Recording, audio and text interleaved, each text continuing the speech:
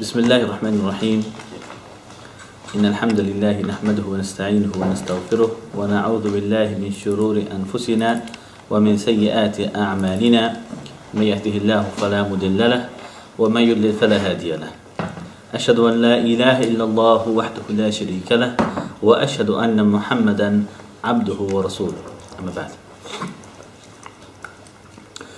So we've been studying so far, quite a bit of detail, the topic of Tawheed, Tawheed Rububiyyah, Tawheed Uluhiyyah, Asma' wa Sifat, Hakimiyyah, and we've spoken about Shirk, Shirk Akbar, Shirk Asghar, Shirk Ta'til, Shirk Al-Khafi and Shirk Al-Sirri or Shirk Al-Sara'ir.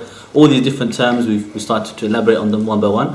So those who've been following the halakas, inshallah, you should have a lot more sort of background knowledge and comprehensive view of the whole topic, inshallah.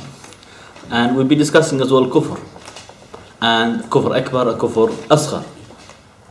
And we spoke about last week 19 different branches of kufr akbar. So to elaborate further on that, we want to discuss another question, that is, who is a kafir? What makes somebody a kafir?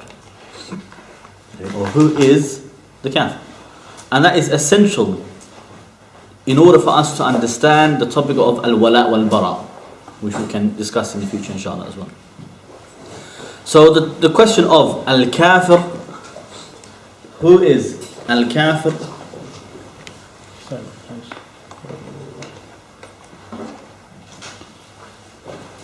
All of those, there. Just one of them. Okay.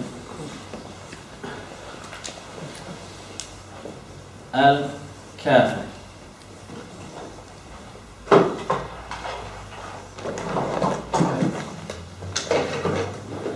Kafir is two types. Okay. The kafir essentially we are saying is a non-Muslim. Okay. A kafir does not mean atheist. Atheist called mulhid, the one who does not believe in Allah or claims he does not believe in Allah. That's not what we're talking about. Okay, the word kafir does not mean that. It does not mean somebody who necessarily knows Allah and has rejected Allah. No. The question of al-kafir means he does not believe in Islam. Whether he'd heard of it or not is irrelevant. As far as the dunya is concerned, he is called a kafir because he does not believe in Islam. Whereas the believer is the one who believes in Islam. If you never heard of Islam, how can you be a believer in it? You understand? It's only two types. Either you're Muslim or you're not Muslim. Either you've accepted Islam, you testified that there's none worthy of worship beside Allah and that Muhammad is the messenger of Allah, or you haven't. So that's why even those from Ahlul Fatra, those who Islam never reached them, as far as the dunya is concerned, we consider them and treat them and call them kafir, disbelievers, non-Muslim. Okay? Even if they believe in Allah. The Jews and Christians, even if they believe in Allah, we call them kafir. They are disbelievers. Yeah? So the question, because they do not believe in Islam, they do not believe in La ilaha illallah and Muhammad, the messenger of Allah. We need to have both of those in order to become a Muslim. So a kafir is going to be two types. Okay. It's either going to be kafir asli,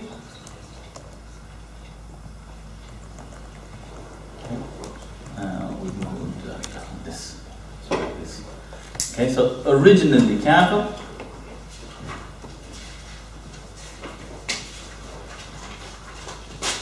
or kafir murtad. Okay, murtad mean an apostate, somebody who used to be Muslim and then they became kafir after that for a number of different reasons. Of a number of different reasons. Okay, some other colors now, inshallah. So the Prophet sallallahu alaihi wasallam, he said, كل مولود يولد على الفطرة. Every newborn child is born on the fitrah, the instinct, the natural disposition of Tawheed. Okay, that doesn't mean he's Muslim, because he needs to believe Muhammad is the messenger of Allah as well to become Muslim, to be a member of the ummah of Muhammad sallallahu alaihi wasallam. So every newborn child is born upon the fitrah of Tawheed. Okay, on the belief of monotheism, that Allah is the only Lord, Creator, Legislator. This is instilled in the heart of everybody. Everybody knows it. That's why I don't believe it's possible to have excuse of ignorance about Tawheed, on the basic Tawheed, because you're not ignorant. You were born with that knowledge and then you changed. Okay? Whether you're kafir asli or not makes no difference. So somebody when he got 20 years old and said, oh, is Allah the only legislator? That means you went back, you left the Tawheed and you went into the shirk. Okay? So the hadith says every newborn child is born on the fitrah, on this natural disposition. He said, but his parents make him a Jew or a Christian or fire worshipper. Okay?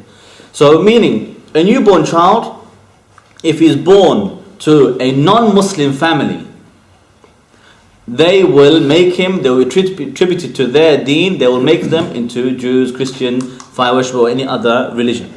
So the kafir asli is going to be one of three types. Either people of the book,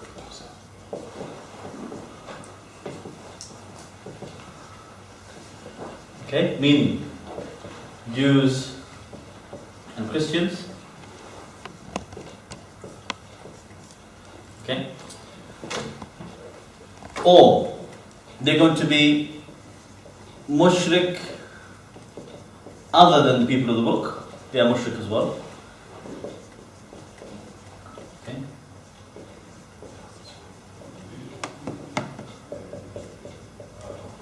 Okay, so mushrik other than the people of the book. Let me use a different color for the yes. Sorry? What I'll do is I'll switch these around.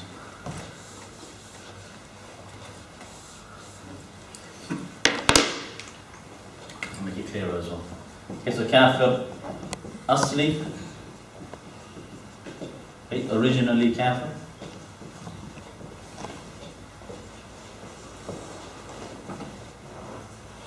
and kafir murtad. Okay, apostate. You can put here apostate after Islam. So we have the people of the book, Jews and Christians, mushrik other than the people of the book, such as Hindus, Sikhs, Buddhists, etc. And number three, they could be mulhid, atheists, which are another type of mushrik. Okay. That includes here those who are secular, or those who call themselves humanists, okay, etc. And we can even conclude in some of these other examples here, the fire worshippers and the Jews, that was mentioned in the hadith, but just put it in here.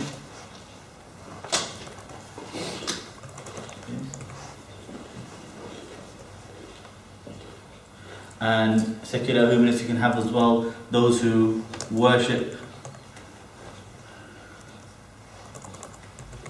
themselves, okay, or money,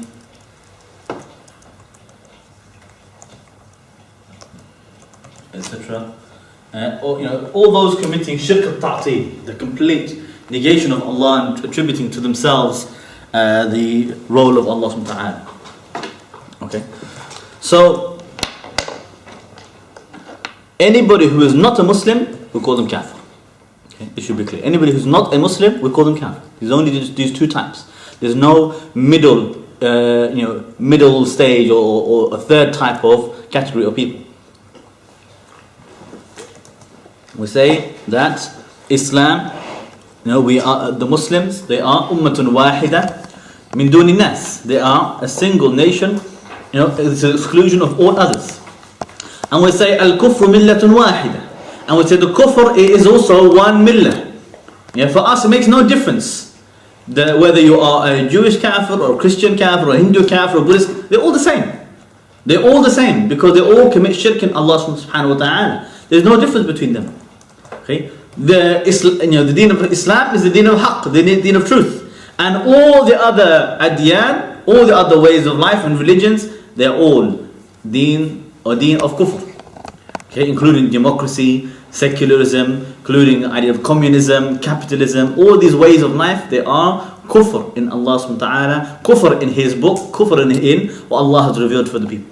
And the Prophet sallallahu alaihi wasallam, he said, whoever hears my name and does not believe on me has no excuse on the day of judgment. Has no la hujjata lahu. There's no excuse or no proof for, or no argument, no defense for himself on the day of judgment. And in one narration he said, whoever hears my name and does not believe on me, whether he was a Jew or a Christian, he has no excuse on the day of judgment, or he'll be in the hellfire on the hereafter. Okay, so including the people of the book. Some people, they think people of the book means, Muslim. No. Or they think people of the book means he's not kafir. They misunderstood the terms. The word kafir does not mean, atheist. It means not a Muslim. It means somebody who disbelieves in Islam. Okay, they can believe in Allah like the Quraysh of Mecca, and yet they worship other than Allah. They claim He has a daughter, or they claim He has a son, claim He has a mother, or claims He has, a partner. And that will make them a kafir, because they are mushrik kafir. Okay, so these are the kafir asli. Okay, kafir called the al-kuffar al-asliyin, the original disbelievers, those who are born, although they were born on the tawheed, they were born on the fitrah of tawheed originally, but to a non-Muslim family, which of course made them into the religion of their own parents, Jews, Christians, fire worshippers, atheists, whatever the case may be. Or sometimes it could be they are born to a Muslim family, but then they sent them off to a school of the kuffar, and they made them into atheists, or they made them into agnostics, they made them into Jews or Christians or fire worshippers or Democrats, okay, or secularists. That's what happens or not. Sometimes I've met many Muslims who grew up in the West, they never learned a thing about Islam. They never learned a thing about Islam. Why? Because their parents, they thought, what's important for us is we want our kids to have good future. Let's make them doctor, focus on their education, not meaning to learn about Islam, learn about the truth, learn about the haqq, or learn about even the matters of the dunya, which you can learn according to Islam. I mean, you can learn alongside Islam. But no, they said, of course, important is that he becomes doctor, he becomes engineer, he becomes lawyer, barrister. Why do we become barrister for? Why? But they want to send them to become these professionals. They want to have big salary in the future for themselves, to be stable. That's all they care about. Maybe out of love for them, because they're thinking, want them to have everything they need financially. But they don't understand what they're going to learn when they go to the schools. Then when they grow up and they don't want to wear the hijab, they can't understand what happened. Then when they come home with a girlfriend or a boyfriend, or he got somebody pregnant, or she got pregnant, they don't know what happened. They don't understand. Because they learn more than mathematics in these schools, and these colleges and universities. They learn their culture and way of life. They learn their own deen. They start to teach them that religion is just, it's just made up. It's fairy tale. It's just, the people, they made up something to worship. And the truth is that there is no God. That's the way that they teach them. It is because many of the teachers are atheists themselves, or they become so secular. So they have, especially the universities are full of socialists, which at the root of it is completely against religion of any sort, except their own. They don't see it as a religion, but it is. So so many kids, I've seen many people that grow up, into adults, they never learn the basic thing about Islam, from Tawheed, from La ilaha illallah, from Salah or anything. But they may have PhD, they might have become doctor or professional, but they left Islam. They never prayed a day in their life. They don't know the basic thing about La ilaha illallah, what it means. You say to them Tawheed, they don't know what it means. You say to them Iman, they never heard of it. And they will start to argue with you about evolution. Start to argue with you about democracy, about people making the why? Because they never learned about Islam. They never learned about their own heritage. So they left Islam, became apostates. If they were Muslim at all in the first place. So it's a very serious matter. Okay, we have to understand that we are born with instincts of Tawheed, but our environment around us, our parents, our teachers, our community, they can make us leave our deen if we are not on guard. That's the lesson, the point I want to make here. This hadith teaches us, all of us are born with that tawheed as our own fitrah, our own instinct.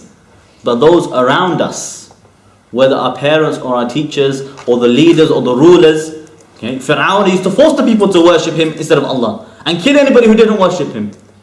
Kill anybody who worshipped Allah. The people of the ditch. What's famous about the people of the ditch? Why? Because they wanted to worship Allah. Those in authority, they would fight them. So if you're not on guard against those people in authority, if you're not on guard against those people who want to call you away from the tawheed and want you to fall into the hellfire, you're going to fall into it. You're going to be changed. Okay? And sadly, many people, they become so trusting of the government. You tell them what the government is doing, the UK government, what are they doing to Muslims? How they are harming Muslims. They will say it openly in front of everybody. But all they will say is, we don't have a problem with Muslims as long as they have British Islam, our form of Islam. But it's those extremists. And who do they mean extremists? Some people, they think when they say, extremists, they're talking about they want to catch Anjem Chowdhury. That's it. The only one. All these special laws they're bringing into power, it's just to stop him. These, take the children away. They want to take the children away from those extremists. But you understand when they say extremists, they mean women wearing hijab is extremist. They think, a woman obeying her husband is extreme, is radical. They think for a man to wear a beard or go to Jum'ah instead of going to work is extreme, is radical. They think for you to pray 5 times a day is radical. Don't be surprised. It is the deen they are against. But the naive person, they swallow and they say, no, government wouldn't do that. They are good. They think, David Cameron, Labour Party, Conservative Party, George Galloway, they're the ones, our heroes. George Galloway is a hardcore atheist, communist or socialist. He supports Bashar al-Assad. Why? Because he's communist as well.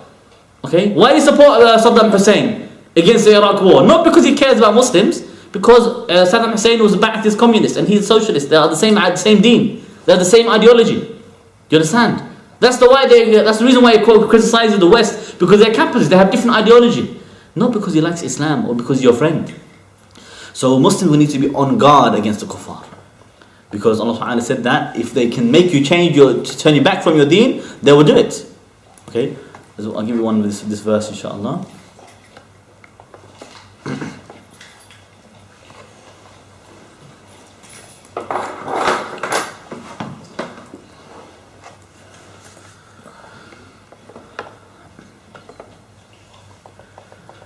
Surah Baqarah verse 217, Allah subhanahu wa ta'ala says,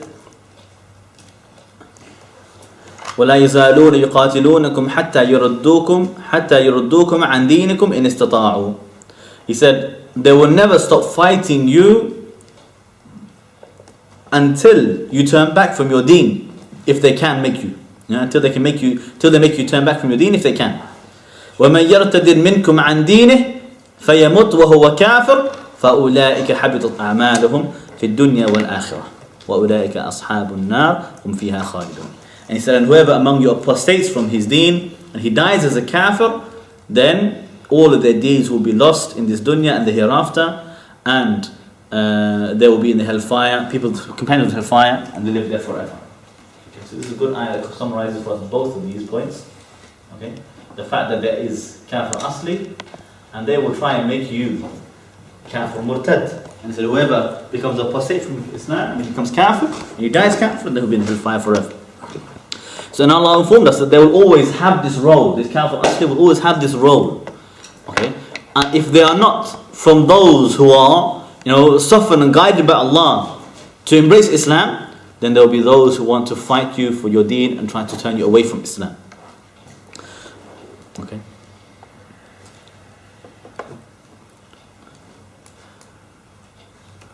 Also Allah subhanahu wa ta'ala said, وَدُّوا لَوْ تَكْفُرُونَ كَمَا كَفَرُوا فَتَكُونُونَ سَوَاء. Surah 4 verse 89. Surah 4 verse 89. Allah Ta'ala says, they wish that you become kafir like them so that you can be the same as them. Okay, so you can be the same on equal footing. Okay, but then he said, do not take them as allies. Also in Surah Mumtahina verse 2. I'll write all these on the board, inshallah. So Surah 4 verse 89. and Surah 60 verse 2, Allah Ta'ala says, يثقفوكم يكونوا لكم أعداء ويبسطوا إليكم أيديهم وألسنتهم بالسوء وودوا لو تكفرون. He said, and if ever they ever gain authority or power over you, they will become your enemies and extend their own hands and tongues against you with evil, and they wish that you become disbelievers like them. Okay, so though those people who are born upon the fitrah of Tawheed, they need to be on guard, because around them are many people, from parents, from teachers, from governments, from those in authority, from the kafir asliyin, and the shaitan himself, the shaitan of the human and the shaitan of the jinn. They're all trying to change you from your own deen, from your own fitrah, corrupt your fitrah, and to leave and become disbelievers, if they can make you do that. So the other type of kafir, okay? The second type of kafir, a murtad. Okay, and we can divide these up into three types as well. Okay. The one who used to be Muslim, who embraced Islam, okay, and after he embraced Islam, excuse different color, he became jahid. Okay, denying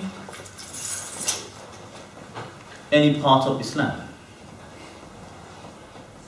Okay, someone could enter Islam, he believes in Tawheed, believes in Muhammad sallallahu alaihi wasallam, but there's a particular thing that he just couldn't accept. He just couldn't accept it, okay? Whether emotionally or just because out of arrogance, or because of stubbornness, or because he was munafiq, and so he denies it. Okay, so now we're talking about something clear cut. Allah sent him revelation, in the Quran and the Sunnah, but matter clear cut, and he rejects it. He turns it away and says, "No, I don't accept it." He said, "I'm not going to accept that." Now, for example, he said denies salah. He said, "Salah is not fard. You don't have to pray." He said, "No, you don't have to fight jihad. You don't need to have khilafah. There's nothing called Islamic State anymore. We don't need to have Islamic State. We can have kufr state. What's the problem?" Okay, or he starts to deny any of the duties in Islam, or any of the ahkam in Islam. Or he starts to deny, for example, he says that no, we don't need the stoning to death is not the punishment for adultery. That is called juhud, complete denying what Allah Ta'ala revealed. Okay, so al-juhud, okay, is the denial, to deny what Allah revealed, or anything that Allah ordered or revealed, clear cut, known from Islam and necessity. Okay, so I'll put here, denying any part of Islam, known by necessity. Known by necessity. Didn't plan these very well, so let's get some space. Okay, so, and denying any part of Islam known from Islam and necessity is kufr akbar. Now obviously if the person is new Muslim, he hadn't learnt about it yet, we can give excuse. At the beginning of when he's still new Muslim. When I say new Muslim, I don't mean he converted to Islam. Okay? Because somebody can convert to Islam, but he's not new Muslim anymore. Well, how long do you remain new Muslim? Somebody will say, "Brother, I'm new Muslim, make an excuse for me." When did you become Muslim? 40 years ago. Akhi, you're older than me. You will be Muslim longer than I have. Okay, so you can't just be new Muslim forever. The question is, if somebody is genuinely prevented from reaching the knowledge, like the one who's living far away from the Muslims in a faraway land, okay, and there's nobody there to teach him. So obviously all the detailed rules of Islam, how many rak'ah to pray, how many rak'ah is Maghrib, how many rak'ah is Dhuhr and Fajr. It could be nobody ever taught him that. And he didn't have the tools of Arabic or ijtihad or anything to reach that knowledge. So for him, he can give him an excuse to say, "Okay, you didn't know how to pray, yes, it's not your fault.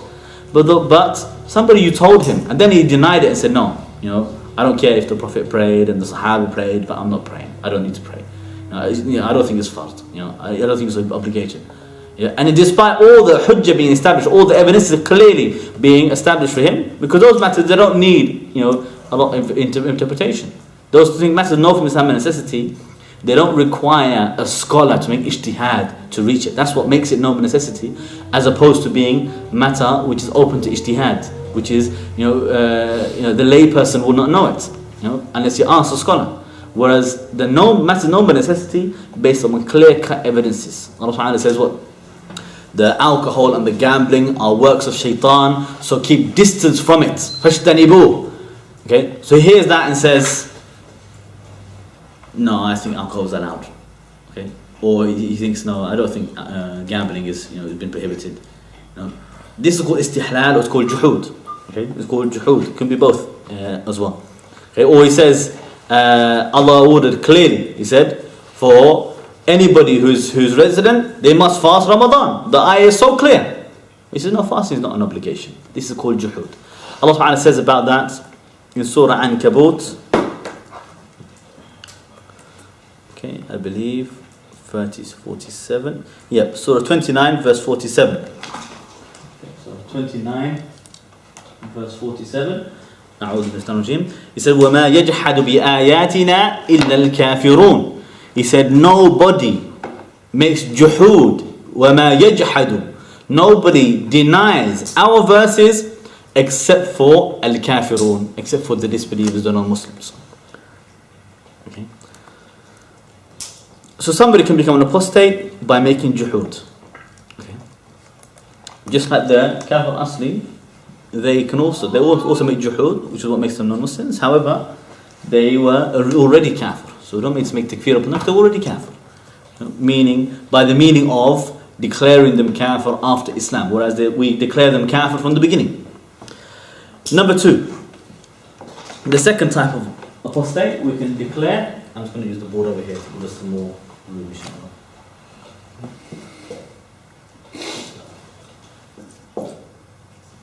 Mustahil. Okay. Mustahilun is the one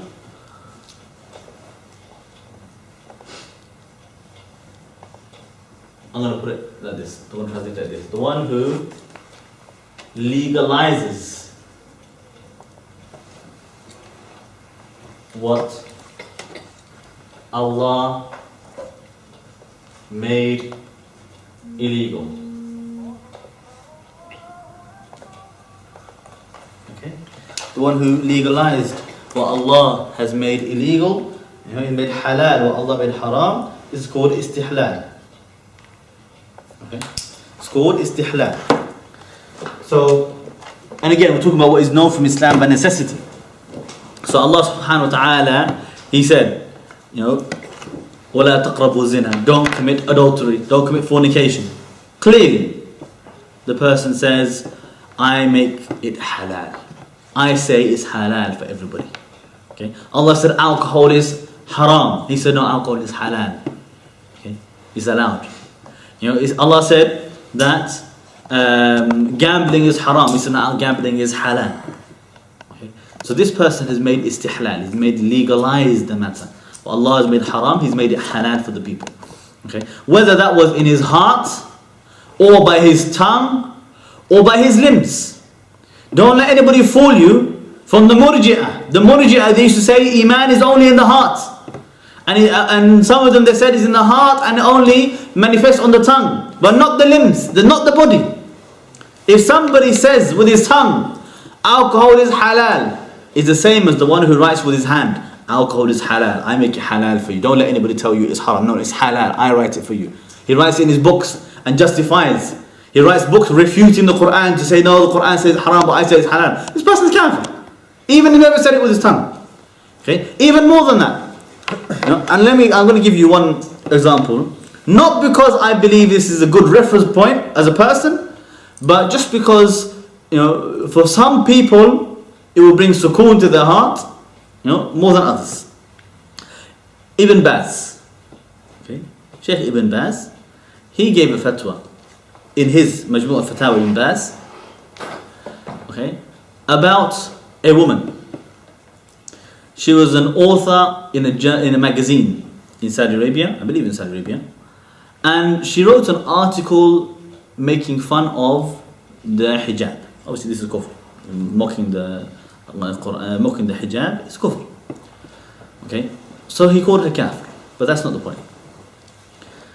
He also called kafir, made takfir upon the editor of the magazine. Why? He said because he allowed her to write that, and he published that magazine, when he had the authority to stop her. He had the authority to prevent her.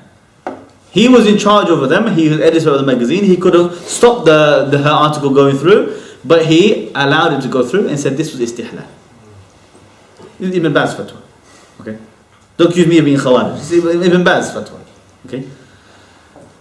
So what about the ruler who allows, not only he allows the riba in his country, but he also advised a decree and license, permission, specifically saying, you are allowed to deal with riba. Not him, because he needs a license from me first. But you applied for the license. I give you permission to deal with interest. And he has set up an entire body to regulate all of those banks. And the people, they say to you, Akhi, how do you know that the Saudi government knows that the riba is taking place? I know everybody else in the streets, they see it everywhere and they know it's taking place. But how do you know those in authority know that the banks are dealing with know what the banks are doing in the first place?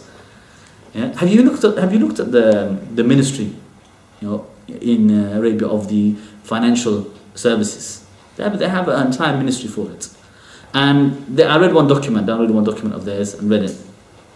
And it's all about the rules laid down for the banks. And they're told that they must report everything that they do. And if they don't report it, then they're going to have stiff punishments. And they made it clear, we monitor everything. We check what everybody's doing in the banks. Why? Because they're trying to stop money going to Al-Qaeda and the Islamic State. And so trying to stop money going to fund terrorism, they said. So they monitor everything in the banks. They declare it. Okay? And they lay down detailed rules. Unbelievable amount of scrutiny that they have and how much they actually look into every little transaction. And you're going to say to me after that, the government doesn't know what the banks are doing. The government are telling the banks what they can and cannot do, and they're permitting for them, licensing them, and they have the authority. They can take them off the list and say you're not allowed to be banking anymore in our country, if they're dealing with riba. But no, they're not doing that. Okay? But anyway, mustahil, it could be by the heart, could be by the tongue, and could be by the limbs as well. The one who legislates laws and writes down decrees and says we legislate laws to deal with interest, to deal with gambling, to deal with alcohol, we make it legal for all of you. That's called istihlal. It doesn't become clearer than that. Okay, some people, I don't know how they get confused. They say to you, I know he legalized it, but did he make istihlal? I think the two are the same thing. The two are the same thing. How can you not see that when somebody says, I make legal for you this matter which Allah made illegal, it's the same as saying I make halal for you this thing that Allah made haram. It's the same. There's no difference between the two.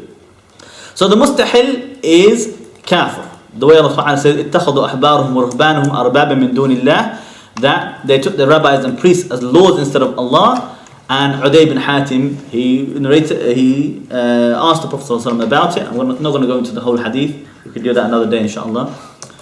In which he said that the Prophet said that the way they used to worship the rabbis and priests was because they used to make halal what Allah made haram, and haram what Allah made halal, and they used to accept it from them. They used to obey them, accept it from them. So the mustahil is also a kafir. Okay, we can mention that was Surah Tawbah verse 31. Is one of the evidences istihlal is haram. As well as in general all the ayat when Allah says وَلَا تَقُولُوا لِمَا تَصِفُ أَلْسِنَتُكُمُ الْكَذِبَ هَذَا حَلَالٌ وَهَذَا حَرَامٌ. So don't say with your tongue this is halal and this is haram.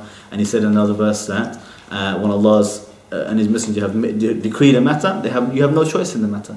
It's not for you to have a referendum about it. Allah said alcohol is haram. So you say, let's have a vote. What do you think? Who cares what you think? Who cares what the people think? Allah said, وَنِحْكُمْ بَيْنَهُمْ بِمَا أَنزَلَ اللَّهِ. Rule and judge whatever Allah revealed. وَلَا تَتَّبِعْ أَهْوَاءَهُمْ. And don't follow their desires. What do you want to have a referendum for? What do you want to ask them for? What do you want to have put it to a vote? Allah already legislated. The third type, and this is where we come to our topic today, inshallah. Number 3, we say an-naqid. Okay. An-naqid, this is what let's use this notation. Naqid with a dad. Okay. You say the one who commits a negation, okay, or nullifier, because we could put it as well, of Iman. Okay? So, the way if you have a flame, that flame will continue to burn until something extinguishes it. Either because you run out of fuel, or because you took away its oxygen, or you put a blanket over it so it cuts off the oxygen, whatever it is. There's certain things that will extinguish that fire, extinguish that flame. And the iman is the same. The iman is like a flame. If you do something to extinguish it, even though you used to have the flame, even though you used to have iman, the iman will be nullified and disappear. Okay. Another example, we say you have nawaqidul wudu. You have the negations or nullifiers of your wudu. You can make wudu in the morning, does not mean you will have wudu in the evening. Just as you can have iman in the morning, does not mean you'll have iman in the evening. Because there are some things that will nullify your wudu. There are some things which you make ablution. Okay, you make ablution for your salah. Okay, you wash your face, your hands, your feet, your head, wipe your head. But then after that you go to the toilet. Do you still have wudu after that? Okay. Someone say, "Akhi, you become khawarij. How dare you say I don't have wudu anymore?" How dare you say? You can say, "Akhi," because look, it's clear. No matter, Allah said this. If you do this, your wudu is gone. And if you do this, your iman is gone. This is what Allah subhanahu wa ta'ala informed us. So there are things that will negate or nullify your iman, just as there are things that will nullify your wudu. So, an-naqid, the one who commits one of the nullifiers of iman. Okay, I should say of. Okay. Nullifiers of iman. So, according to Shaykh Muhammad ibn Abdul Wahhab, and this is just one classification of the apostasy of the kufr. Just as we had 19 branches we mentioned last week, somebody could put 20 or 100. If you look to the books of the Salaf, when they used to speak about apostasy, the chapters of Bab or Ridda, the chapters of apostasy, they used to list hundreds of different individual acts, individual examples of things that will make somebody a kafir. Okay. So, but what you can do is you can summarize them. You can bring umbrella types and terms that will include many of the other types, or many of the other examples in one. And so that's what Shaykh Muhammad ibn Abdul Wahhab did, and he did this in 10 points. Okay, so he put the 10 negations of iman. Okay, and you can find this in his book or his risala on the same title. Okay, so it's called An-Nawaqid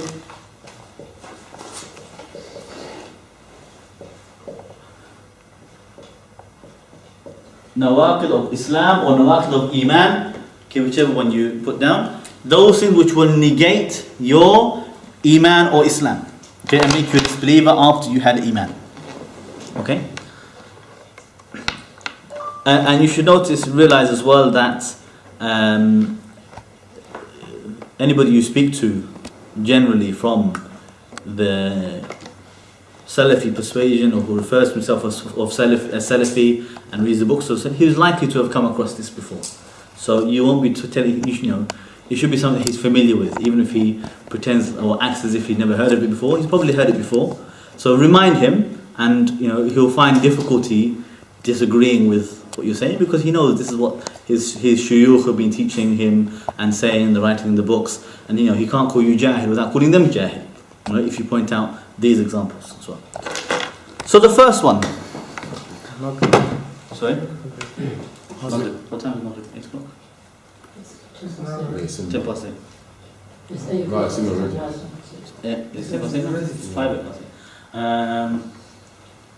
This started. Let me make the first point, inshallah, and then we'll break for salah. First one is shirk. Okay, we don't need to elaborate too much because we've elaborated a lot already on this point. Okay, so shirk, because Allah subhanahu wa ta'ala says, إِنَّ اللَّهَ لَا يَغْفِرُ أَن يُشْرَكَ بِهِ وَيَغْفِرُ مَا دُونَ ذَلِكَ لِمَن يَشَاءُ. In 4116, Allah subhanahu wa ta'ala says, verily Allah does not forgive the shirk, but He forgives anything less than that for whoever He wishes.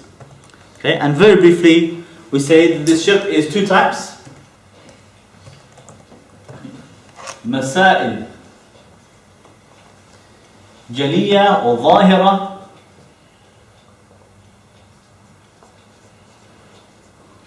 Jaliyah or Zahira.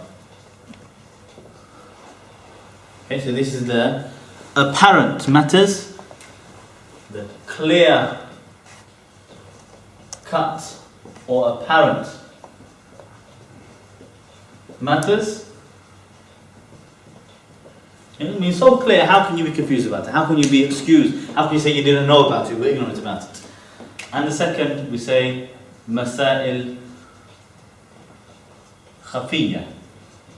Matters which are much more obscure and hidden.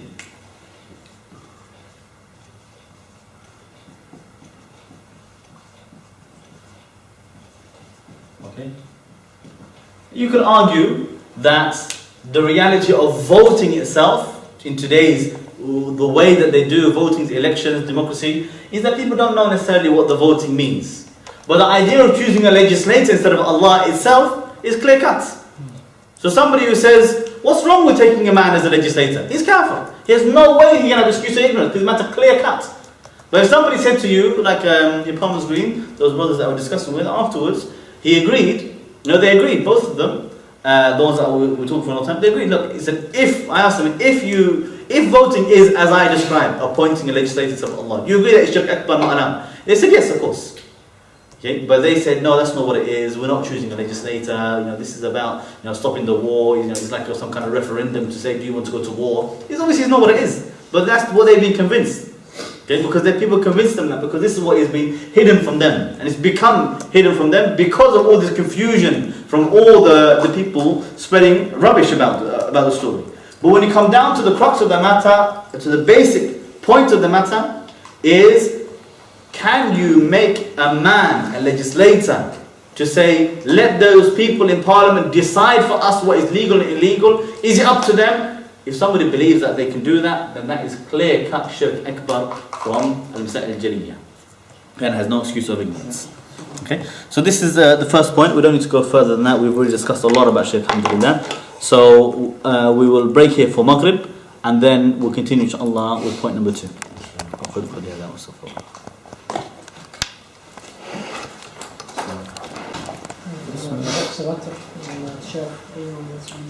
So number 2.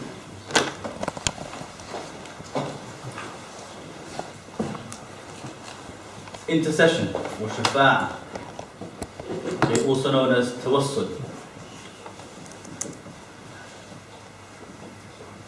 Okay, so it's called intercession.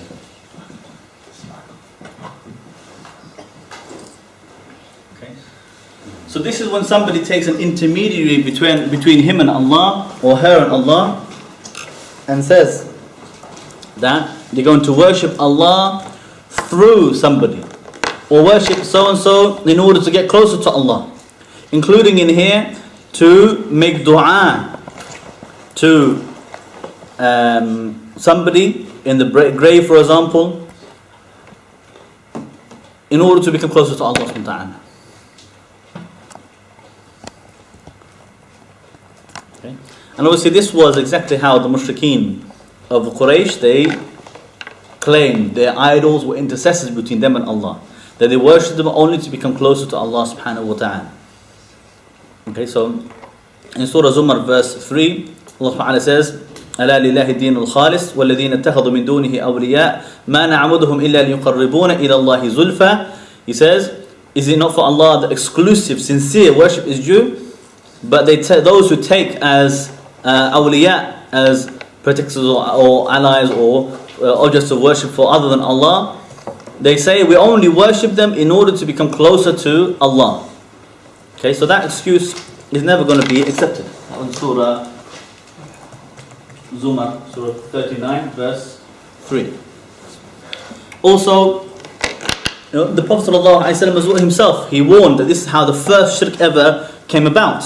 Was in the time of Nuh alayhi salam, or the time before Nuh, the people, they started to take the pious worshippers from before as on awliya. They say wali, they say this is my wali, this is my intercessor, they say these are our shufa'a, they are our intercessors with Allah.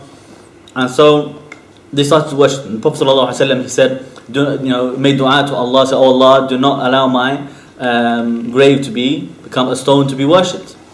And he warned the people not to do that, and he cursed those who took their own prophets' graves as a place of worship.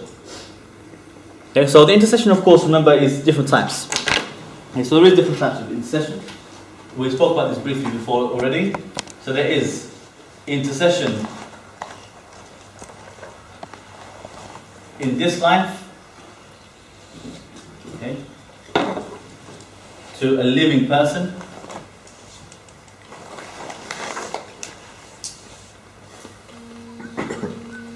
In what it's capable of.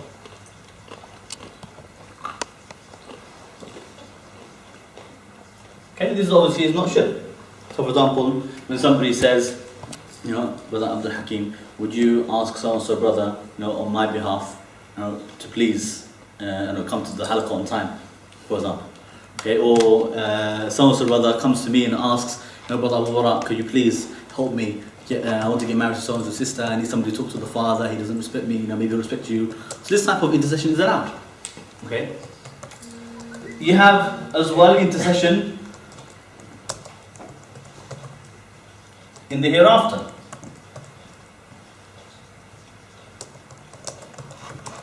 And this is only for the one that Allah gives permission for the muwahhid to intercede on behalf of the muwahhid, if Allah gives both of them permission for that in the first place.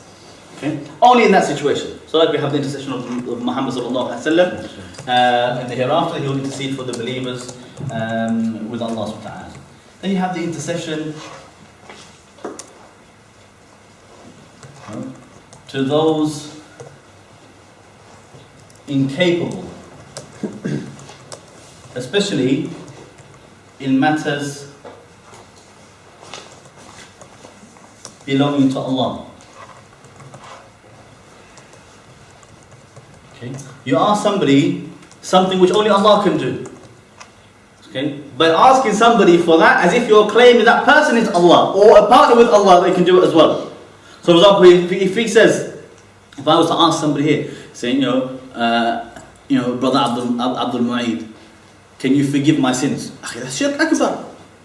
How can he forgive sins? Allah the only one who forgives the sins. It's not up to anybody else. You know, ask him, can you increase my rizq for me? This is kufr akbar. This is shirk akbar.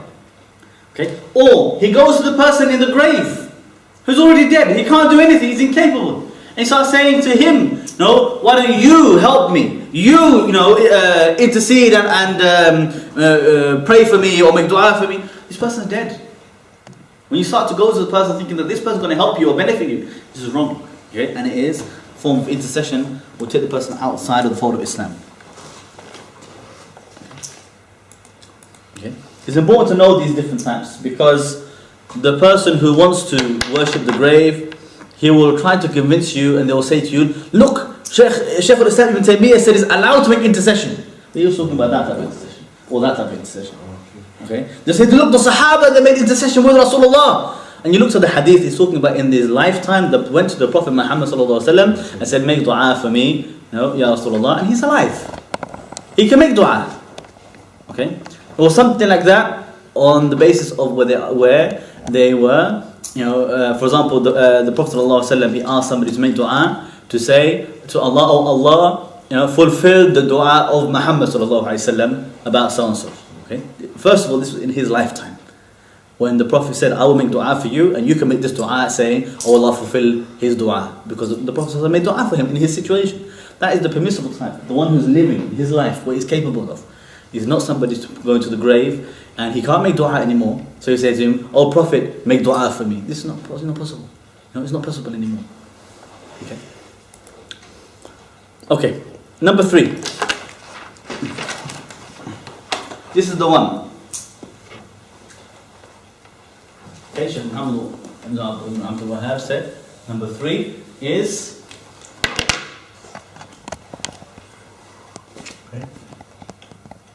the one who does not make takfir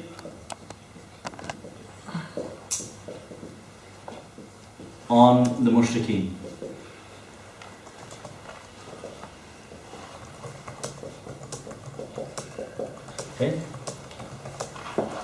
see why it's so serious, the issue of takfir now, all of a sudden. Okay. Just as people that say, Akhi, if you make takfir and he's not kafir, kufr comes to you. Okay. What about if he's mushrik and you don't make takfir, the gun of kufr will come back to you? You forgot that one as well. If you don't make takfir on the mushrikeen, you become kafir. Because when you say, so-and-so person is kafir. Why? Because he worships idols. You are declaring, me and that man are not on the same deen at all. I have my deen, he has his deen. I don't worship what he worships because he worships an idol. And he doesn't worship what I worship because Allah is exclusive, only one. He doesn't have partners. That's what you're purifying your tawheed, purifying your aqidah, purifying the ummah to declare that nobody who worships idols is part of my ummah. No way. We are not from the same ummah. We are not brothers. We are not on the same deen. And when you say to somebody, he worships idols, but he's still part of my deen. He's still part, mean you're saying, I share a deen with him. Even though he worships idols, we are on the same deen. It means you worship idols too. No, we are the same ummah. Which ummah is that? Muhammad does not worship idols. So if you're with him in his deen, his ummah, you're with him. Declare yourself you're with his deen. You don't want to call the Hindu a kafir. Okay, that means you're Hindu. It means you believe in what he believes. Because you're saying, I do not make kufr in his what he worships instead of Allah. Rather, I think that it's iman. It's okay. Because you can only do one of two. Either he's kafir or he's mu'min. So which is it? So the one who commits shirk akbar, in the open, clear matters, whether he was kafir asli or murtad, meaning whether he was originally Hindu or he became Hindu, both of them are kafir. And if you don't consider the Hindu kafir, you're kafir. If you don't consider the Jew or the Christian kafir, you're kafir. If you don't consider the atheist kafir, you're kafir. It doesn't matter if his name was Ahmed. In Bangladesh, they have a whole load of atheist bloggers. They become famous now in Bangladesh. Atheist bloggers. They openly say we are atheists. But their names are all, Ahmed and, I forget the names, they're not important anyway. But, all Muslim names. Why? Because they came from some family, Muslim. Then they became atheist. And now they are bloggers and they insult Allah, insult the Messenger. If you don't know they are kafir, what's wrong with you? If you can't see that they are kafir, it means what? You're on the same deen as them? You're from the same ummah as them? Yeah, so you understand that the idea is to declare takfir upon the mushrikeen is essential, is vital. It is a duty upon you. And the one who doesn't do it, he is kafir. Now obviously that is a general hukm. If two people, they differ about an individual person, not because one of them thinks it's okay, he commits shirk, but he's not kafir, that will make him kafir. But if he says, okay, no, anybody who does shirk, he's kafir, but I'm not sure if he did the shirk or not, I think he's innocent of the crime.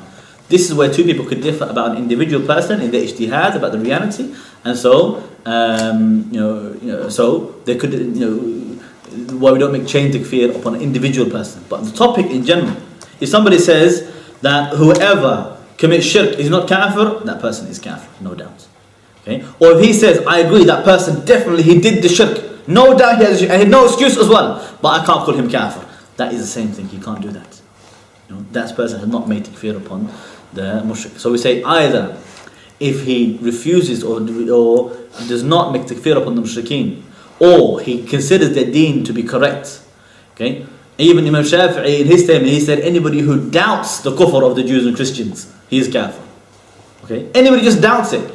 If he's not sure, I'm not sure, can we really call the Jews and Christians kafir? They believe in Allah. This person has not fulfilled that duty. Your question? No. Okay. So here we have three types of people that could fall into this. Okay. A. Okay. He rejects to call those Allah called kafir as kafir. Okay, so he refused. Allah called them kafir, but he refuses to call them kafir. This is one. He doubts or thinks his deen is correct. Okay? So, It's hard to see.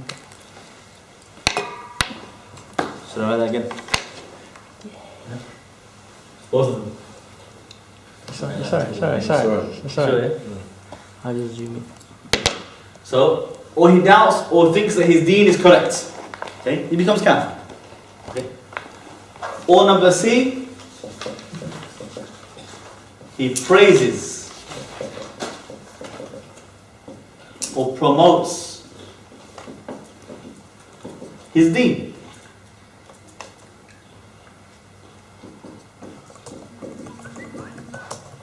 Okay? He's kafir. Both the same. That, the third one's even worse than the other two. Some people think, okay, I'll go for democracy, but I still call them kafir. Actually, it doesn't make any difference.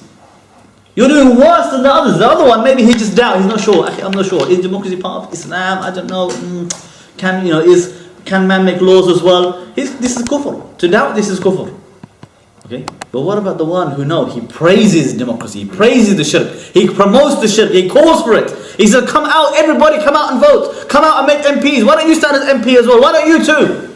That person, he is doing worse than the first two. The first one, maybe he doesn't promote it, doesn't praise it. But he just says, I don't want to call him kafir. I can't call him kafir. He's my brother. Yeah? That person is kafir. And the one who, maybe he called him kafir, but he thought, but what if the deen is correct? I don't know. Maybe his deen might have some truth in it. He's kafir as well. And the worst of all, the one who goes all out praising and promoting. Okay? So it's a very serious matter. And in fact, there is ijma' as-sahaba on this topic that refusing to make takfir upon the mushrikeen, okay, then that is kufr akbar. Okay? Because that's part of Islam. The definition of Islam is what? It's al-istislamu lillahi tawheedan wa inqiyadu lahu ta'atan wal bara'atu min ash-shirk wa ahlihi. It is to submit exclusively to Allah with tawheed and to submit to His commands with obedience and to disassociate yourself from the shirk and his people. To say, I am free from them. They are not from my ummah, I'm not from their ummah. They are not from my deen, I'm not from their deen. I don't worship what they worship, they don't worship what I worship. So, if you didn't make that takfir upon them, you didn't do it. Surah Mumtahina verse 4, Allah subhanahu wa ta'ala says, قد كانت لكم أسوة حسنة في إبراهيم والذين معه إذ قالوا لقومهم إنا براء منكم ومما تعبدون من دون الله.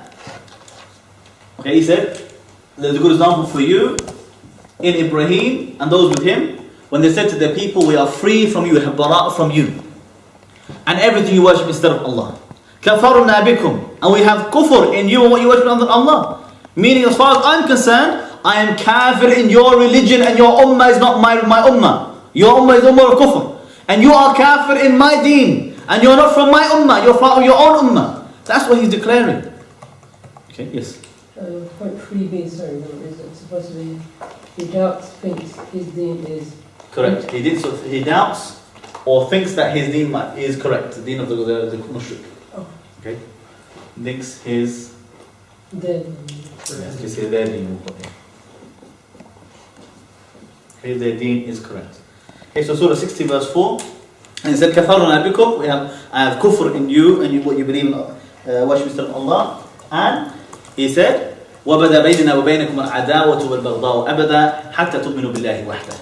He said, and there is between you and us, between us and you, is only animosity and hatred forever until you believe in Allah alone, until you have tawheed. And also in Surah Kafirun as well, the whole surah is pure bara'ah from the shirk and the kufr. Okay. Number 4.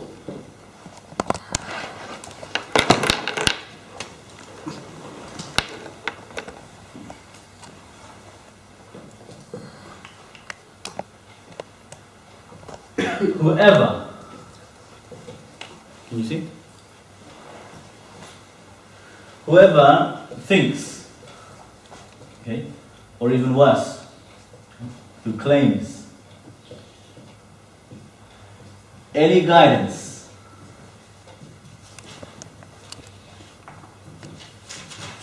is equal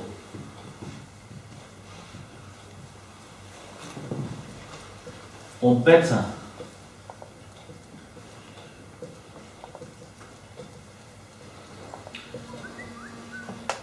then the guidance,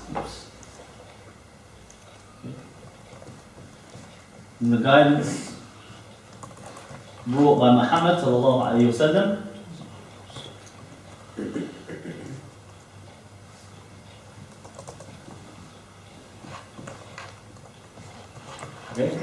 he is kafir, he's apostate, he has left Islam. Okay. So anybody who thinks any guidance,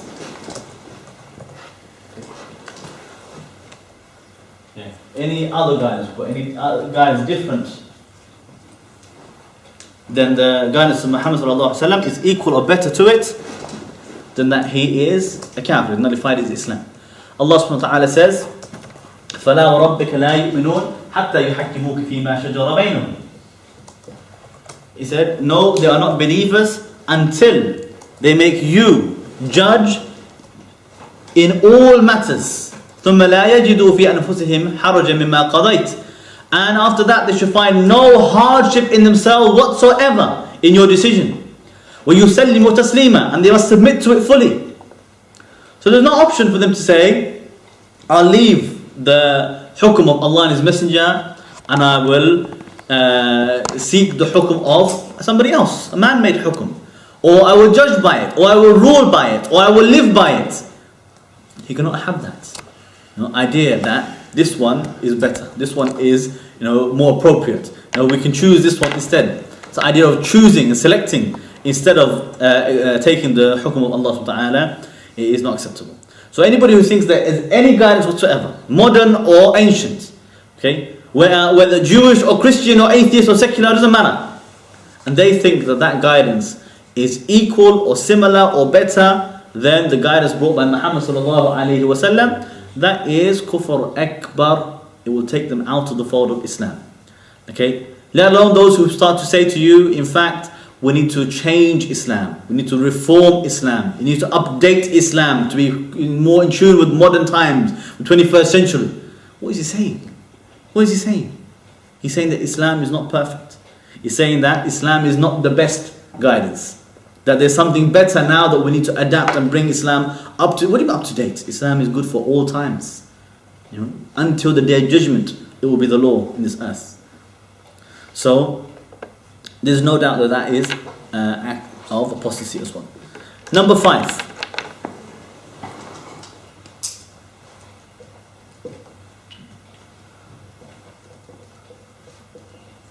Whoever hates any part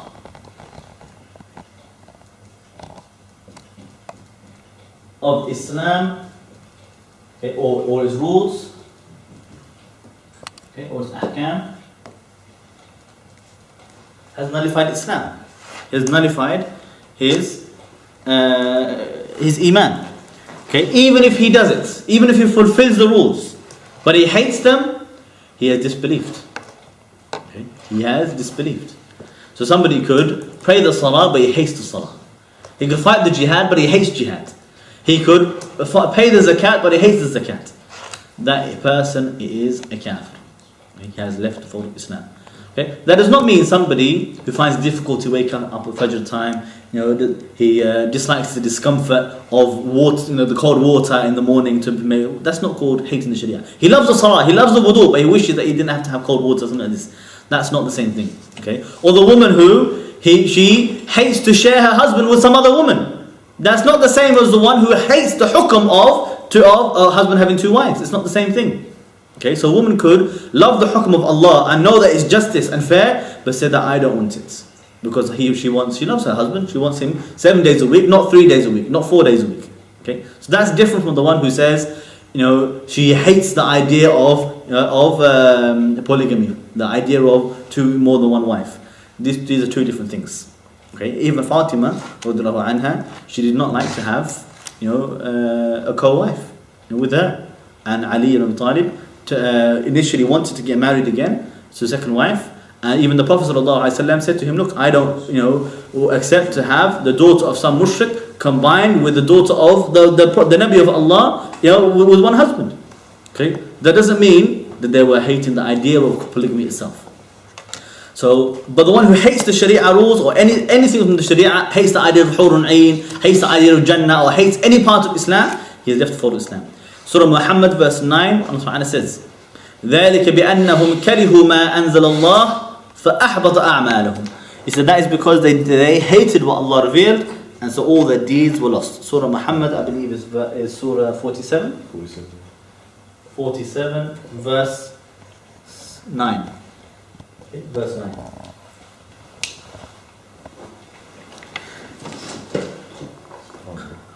Okay, so Surah Muhammad, verse 9. Number 6. To fit this one here, I think. Can the camera see it? Okay. Whoever mocks any part of Islam, okay, including its rewards and punishments, one who makes fun of the punishment of cutting the hand of the thief or stoning the adulterer, or he makes fun of the hijab or the niqab, or makes fun of the salah or the fasting or the zakat or the jihad, or the sahaba or Muhammad sallallahu alaihi wasallam as a topic in general. Anybody who ridicules or belittles any part of this deen, they become kafir. Okay? Because nobody ridicules a deen while they believe in it, and they have wala and love and allegiance to it. No way, because they're ridiculing themselves. So nobody will make fun of and belittle Islam unless they are a kafir. Surah Tawbah verse 65 and 66. Surah 9 verse 65 to 66. Okay. Allah subhanahu wa ta'ala says, وَلَئِنْ سَأَلْتَهُمْ لَيَقُولُنَّ إِنَّمَا كُنَّا نَخُوضُ وَنَلْعَبُ قُلْ أَبِاللَّهِ وَآيَاتِهِ وَرَسُولِهِ كُنْتُمْ تَسْتَهْزِئُونَ لَا تَعْتَذِرُوا قَدْ كَفَرْتُمْ بَعْدَ إِيمَانِكُمْ. He said, if you ask them, they will say, we were just joking and playing. Okay? We were just joking and playing. Ask Mr. Diary of the Bad Man. You say, oh, it's just joke, it's just playing, it's just one way of doing it. Styles and means. It's not styles and means. Allah said, say to them, is it about Allah and His verses and His messenger that you're mocking? Don't make any excuses. لا تعتذروا. Don't make excuses. قد كفرتم بعد إيمانكم. You became kafir after you had iman. Okay? I mean, you became apostates. After you were believers, you became kafir, apostates. So anybody who ridicules or insults the deen of Allah, or any parts of it, then they have left the fold of Islam. Okay, number 7. Hopefully we can finish all 10 points today, inshallah.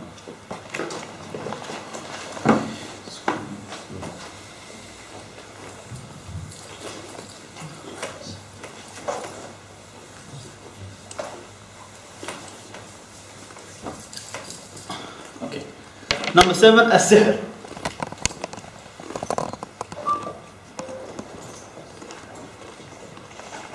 Okay, magic. The one who indulges in magic has left the fold of Islam. He is kufr akbar, will take him out of the fold of Islam. And indeed, the jinn, the shayateen will never do anything for the magician until he's committed some form of kufr and shirk in the first place. That is on objective, and that's the reason why that's the only reason why they will help the magician in the first place, because they want him to commit the shirk, commit the kufr. In Surah Baqarah verse 102, Surah 2 verse 102, Allah Ta'ala says, وَاتَّبَعُوا مَا تَتْلُو الشَّيَاطِينُ عَلَى مُلْكِ سُلَيْمَانَ وَمَا كَفَرَ سُلَيْمَانُ وَلَكِنَّ الشَّيَاطِينَ كَفَرُوا يُعَلِّمُونَ النَّاسَ السِّحْرَ.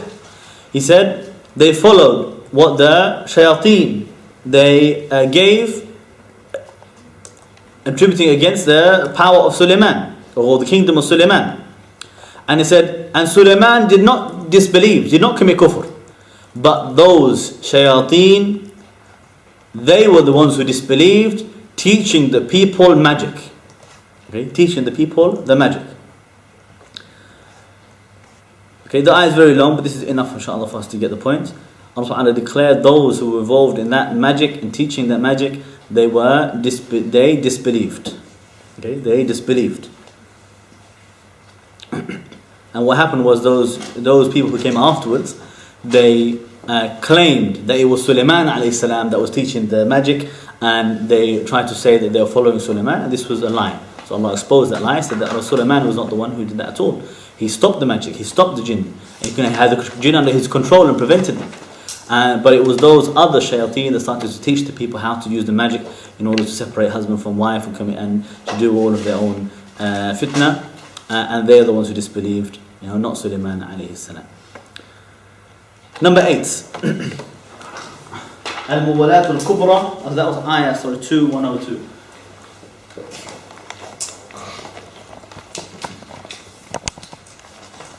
Okay, Al-Muwalat, or Al-Muwalat al-Zahira, Al-Muwalat al-Kubra. Different term you can use. Al-Muwalat al-Zahira, meaning the open helping the disbelievers against Islam.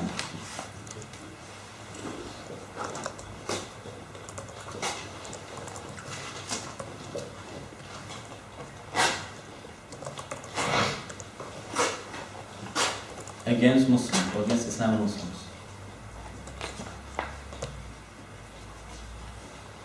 Okay, so we're talking about here the one who helps the people of that deen against the deen of Islam. There's no way for you to claim, I'm from the deen I'm helping to destroy. Impossible. That means you're not from that deen. You've abandoned that deen. Okay? You not say, I'm from the ummah that I'm helping the kuffar to kill them all. You're not from the ummah, you're from their ummah. Understand? There's no way for you to claim both. That you are from the ummah and yet you're helping to kill the ummah. That is is contradiction. Okay? So he abandons his wala and allegiance to Islam and the Muslims when he makes that wala, that alliance and allegiance to the kufr or to their own fighting against Islam. So I'm not talking about here somebody who helps a kafir in something permissible. They work together, so he helps him lift up something heavy and put it into his boot of his car, or he helps him push the car in the road because it's stuck in the road and you can't get past, so let me help him move his car out of the road. That's not kufr akbar. You're not helping him in kufr, but you help the police and the armies and the soldiers to fight and kill Muslims, to fight against the khilafah, to fight against the sharia, and you're helping him in that, spying for them. This is kufr akbar. Okay? This is kufr. Don't let somebody say to you, Hudaybiyah has nothing to do with helping kuffar against Muslims. Okay, Hilf al-Fudud had nothing to do with fighting against Islam, nothing to do with fighting against Muslims. So the Prophet ﷺ never helped kuffar against Islam and Muslims. Don't lie about Rasulullah ﷺ. Rather, those who did that, the Sahaba, they used to consider them kuffar. Allah Ta'ala says in Surah Ma'idah verse 51, Surah 5 verse 51, says, أعوذ بالله من الشيطان الرجيم, يا أيها الذين آمنوا. He said, oh you who believe, لا تتخذوا اليهود والنصارى أولياء. Do not take the Jews and Christians as allies. بعضهم أولياء بعض. They are only allies to one another. You see this part of the ayah is very important. I mean, nobody will ally with them unless it was one of them. That's what the ayah is saying. بعضهم أولياء بعض. They are only allies to one another. ومن يتولهم منكم فإنه منهم. And whoever among you allies with them, he is one of them. إن الله لا يهدي القوم الظالمين. And Allah does not guide the oppressors. Al-Zalimun in this ayah is not talking about oppressors only, not a small oppression, talking about kufr akbar, the one that is the mushrik, like the Jews and Christians themselves are mushrik. Okay. Also, if you look to Tafsir al-Qurtubi, Tafsir Ibn Kathir, they quotes many of the Sahaba, including Ibn Abbas and Ubay. They said that means he's from their deen. His hukum is the same as their hukum. He said, even Ibn Abbas said that he does not receive any inheritance anymore because he's apostate. Okay? And to fight him is obliged the way it is to fight against the kuffar. And hellfire is obliged upon him the way it's obliged upon them, the Jews and Christians. Okay. Number 9.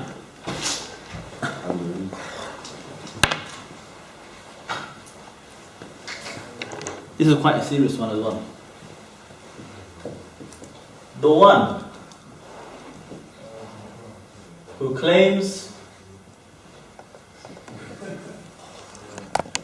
he is not bound or obliged to obey the Sharia of Muhammad, the one for the Ummah of Muhammad sallallahu alaihi wasallam. Okay, not the previous Sharia to Musa or Isa. Those have been abrogated. The Sharia revealed to Muhammad. If somebody says, I don't have to abide by that. I can do something else. No, I can go out of that. I can follow my own rules. And the example he gave, okay, he said all that he can follow.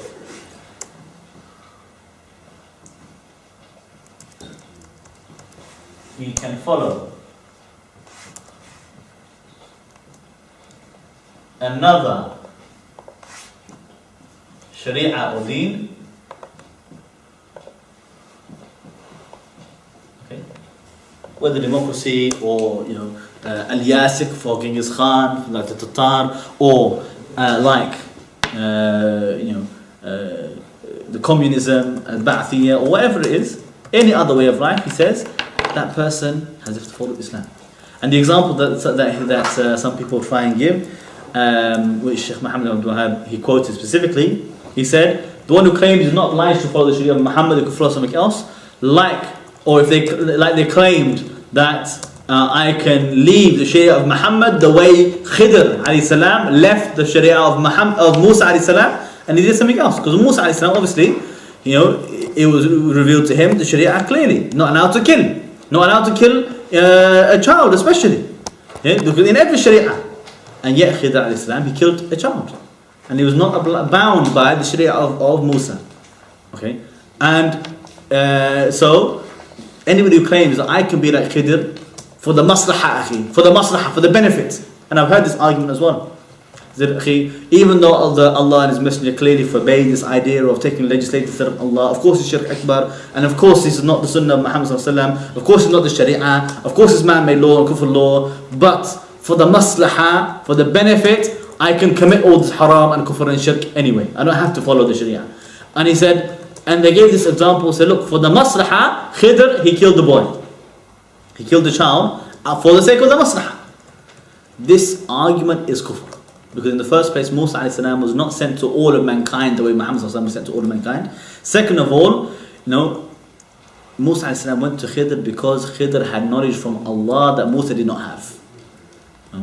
So if you reach the knowledge of Khidr alayhi salam and then come to me and then claim to me, I know where the maslahah is, the special maslahah that even Muhammad sallallahu alaihi wasallam did not know, even then I'll say to you, you're obliged to follow the Sharia of Muhammad, because today the only Sharia until the day of judgment for the whole of mankind is the Sharia of Muhammad sallallahu alaihi wasallam, unlike Musa who was sent only to his people.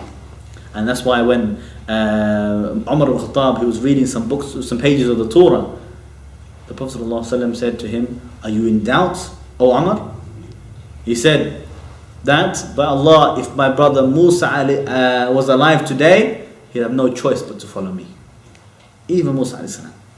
So nobody can claim today are not bound by the Sharia of Muhammad sallallahu alayhi wa sallam. Yeah, question? Is Khidr part of Musa alayhi salam's ummah? No, he was not from Bani Israel. He wasn't from... No, he's separate.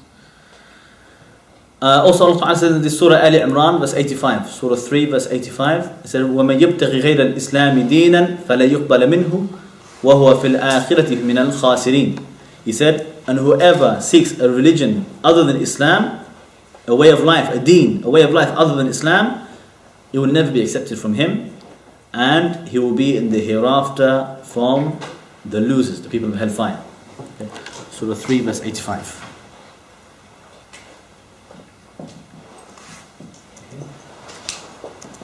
So whoever wants to take a deen other than Islam, he is kafir by definition. That is what a kafir is, the one who's taken a deen other than Islam. Even if he believed Islam was the truth, but he said, I'm not going to follow it, I'm going to follow that one instead, he's kafir. He is kafir. Number 10. The last one. It's called al-i'rad, turning your back.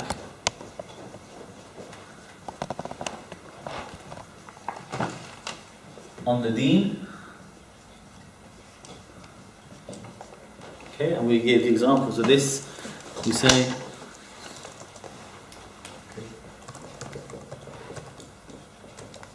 neither seeking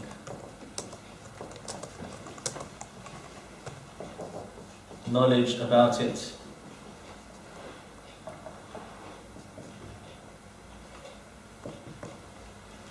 nor practicing it.